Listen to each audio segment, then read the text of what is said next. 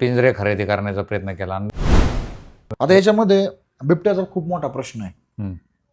सगळीकडेच चालू झालाय. हा.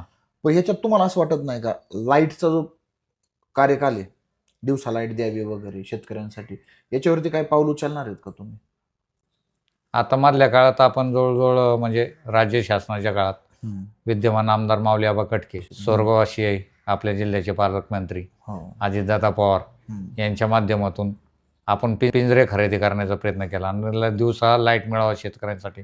याच्यातून आता बऱ्याच ठिकाणी ते चालू पण झाले. लाईन चेंज करणे किंवा हे करणे, दिवसा लाईट मिळणे, ही कामं चालू आहेत सध्याच्या स्थितीला. Okay okay. विद्यमान आमदार त्यांचा पाठपुरावा चालू पण आहे आणि ती कामं पण होतील मी 100%. पण आपण सगळ्यांच्या सहकार्याने आम्ही विजय झालो तर आम्ही एका विचाराचे असतील. ओके.